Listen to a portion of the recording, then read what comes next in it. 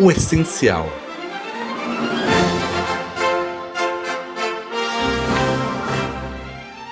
A gente vai ao guia da nossa série, o item 31 da Bíblia dos Espíritas. É ela que orienta tudo que estudamos aqui, então é por ela que a gente vai começar. Já abrimos ali pela palavra de João 16 e agora direto ao coração do item que o próprio Oswaldo Polidoro escreve. Milton, conduz a gente aí. Bom, lembrando que essa série que a gente começou já faz um tempinho, ela é baseada num livro específico de Oswaldo Polidoro, a Bíblia dos Espíritas. Esse livro ele tem como outras duas obras como a base para todos os itens que o seu Oswaldo extraiu desse livro, né? O livro, a própria Bíblia judeu-cristã, como a gente conhece, e o livro Os Grandes Iniciados, do Eduardo Chirré. Então, através de textos extraídos desses dois livros, Oswaldo Polidoro leva a gente a conhecer um pouquinho mais a respeito dessas passagens e complementa, aprofunda, esclarece muitos aspectos, tanto do lado histórico, mas também do lado espiritual, que é o objetivo principal do livro. Ô Milton, antes de você continuar, eu queria até que você comentasse isso, que é muito interessante, porque o nome da série, repare bem, é As Bíblias Comentadas, né? No plural. Fala um pouquinho pra gente sobre isso, que o pessoal ainda fica... Para o pessoal dizer assim, a Bíblia é sempre só o Novo Testamento, a Bíblia é só judaico-cristão. Por que são as Bíblias no plural? Boa. Se a gente olhar a história da humanidade, nós vamos reparar que ao longo do tempo, muitos livros foram sendo escritos e entregues.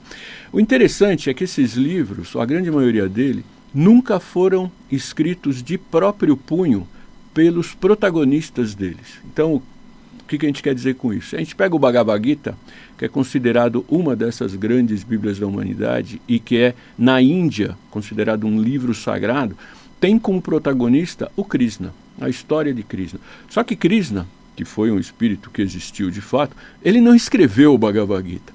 Como o Rama não escreveu o Ramayana, como o Zoroastro não escreveu o Zendyavesta, nem o Zendyavesta e nem o livro que ele deixou.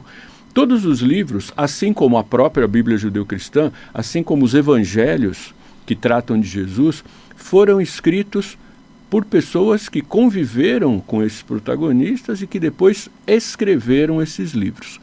Mas eles retratam e eles registram essas passagens ou essas histórias. Então, hoje, o seu Oswaldo, lá no livro Evangelho Eterno, Nações Prodigiosas, ele traz um capítulo dizendo das 11 grandes Bíblias entregues a esta humanidade. Até a gente recomenda que todos leiam, porque ele fala um pouquinho de cada.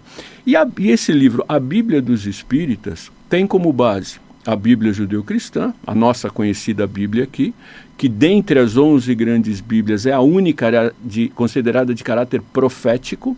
Por isso que a gente vai falar sobre o tema específico do Consolador hoje.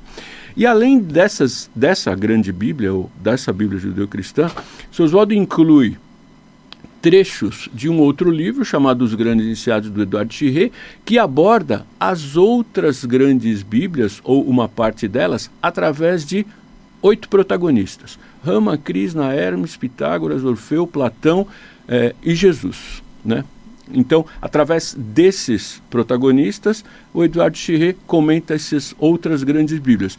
E o seu Oswaldo Polidoro, ele extraiu passagens desses dois livros, a Bíblia judeu-cristã e os Grandes Iniciados, e comenta essas passagens, e por isso que ele chama de a Bíblia dos Espíritas, não porque seja um livro direcionado único exclusivamente para espíritas. E a gente vai falar um pouquinho sobre o tema disso durante o tema de hoje. Porque, na verdade, espiritismo, como a gente vai ver, é o batismo de dons do Espírito Santo restaurados e complementados. E eu estou falando isso de propósito porque a gente vai aprofundar um pouquinho o que significa isso, é só para chamar a atenção. Maravilha. Então, acho legal a gente começar também lendo, né, o trecho especificamente que a gente tem que comentar hoje, né? Vamos lá. Vai lá. Você quer ler? Pode ir lá. Bom, então, só antes para introduzir esse tópico específico, né?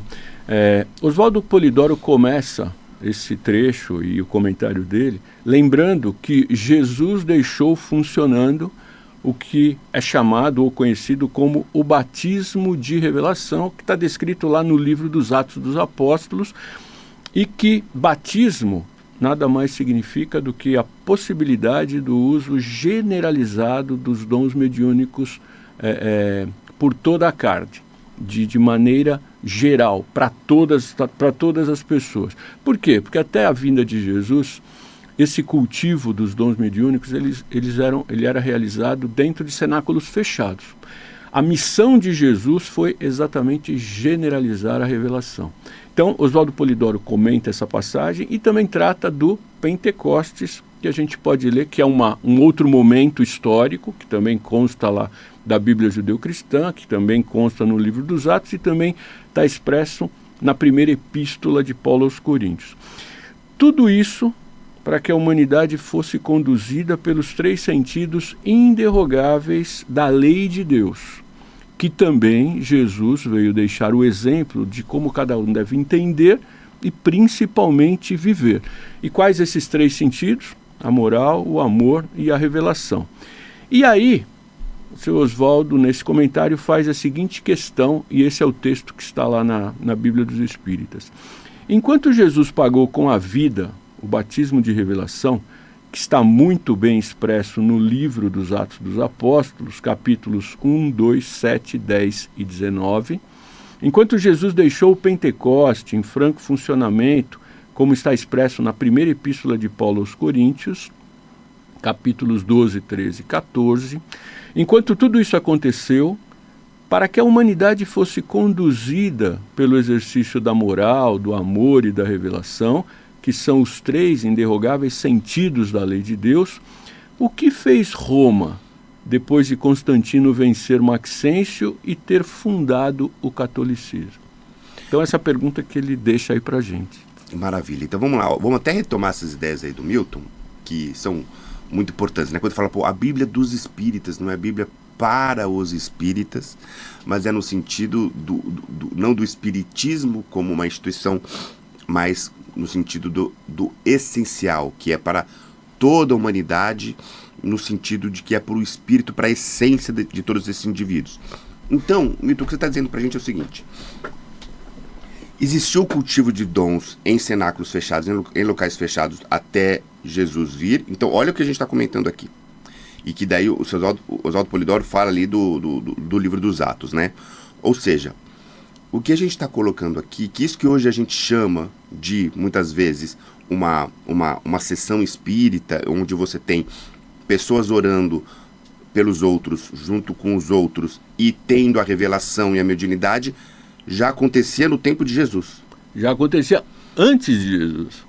E depois, que é mais interessante, depois com Jesus teve uma intensificação muito grande. E uma grande abertura, certo? E daí a coisa foi evoluindo. Então imagina que você tem um contato frequente entre o plano espiritual e o plano da carne naquele momento, até que acontece esse advento imperial ali de Roma, onde ele cita ali o Maxêncio, ou seja, Constantino vence o Maxêncio numa batalha, e dali ele faz o Édito de Milão, e ele começa a abrir as portas para o cristianismo / espiritismo, que estava chegando muito perto dele, e daí tudo que a gente conhece vai começar. Acho que só vale aí só abrir um parênteses, porque quando a gente fala do termo espiritismo, o termo espiritismo ele foi cunhado no século XIX pelo Kardec, né? Até então, o que havia, o que vinha sendo realizado, a partir do momento de Jesus, não tinha nome, nem um nome definido, nem uma instituição formal, né? Tanto que eles chamavam de doutrina do caminho, até ter essa formalização através de Constantino e depois tudo que sucedeu daí. Então, a palavra espiritismo ela é uma palavra relativamente nova, né? O que acabou se transformando depois numa instituição e que é o que a gente conhece hoje como uma doutrina deixada por Kardec no século XIX. Muito importante isso que tu falou, porque eu falei do espiritismo lá com Jesus, mas isso seria, os historiadores chamariam, né, de um anacronismo, né? Foi um termo que eu quis dizer relacionando uma coisa a outra, mas é muito importante isso que tu falou. O espiritismo, como a gente conhece hoje, é um advento muito recente, mas o que a gente está querendo dizer é que essa prática dos dons mediúnicos vem desde sempre, né? Então, o Oswaldo Polidoro responde uma pergunta que Dói, para onde foi tudo aquilo? E ele responde assim, ó. Aonde foram parar aquelas manifestações da mensageria divina? Aonde foram parar aquelas reuniões simples, sem cleresias, sem homens fantasiados ou apalhaçados, sem dogmas, sem liturgias, sem inquisições, sem imperialismos despóticos e sanguinários? Então, o seu Oswaldo, a gente sempre ressalta isso, né? Ele é extremamente contundente na forma como ele comunica e na forma como ele trata de alguns temas, principalmente os temas que são voltados para as religiões institucionalmente formadas, né? Mas apesar disso ter acontecido, como foi falado aí, que é uma pena, né, para todos nós, em todos os sentidos, Roma, e nem essa instituição, conseguiu desligar ou desativar o que chamava-se de Consolador, ou essa virtude dos dons do Espírito Santo, ou ainda o cultivo dos dons mediúnicos, que tudo quer dizer a mesma coisa.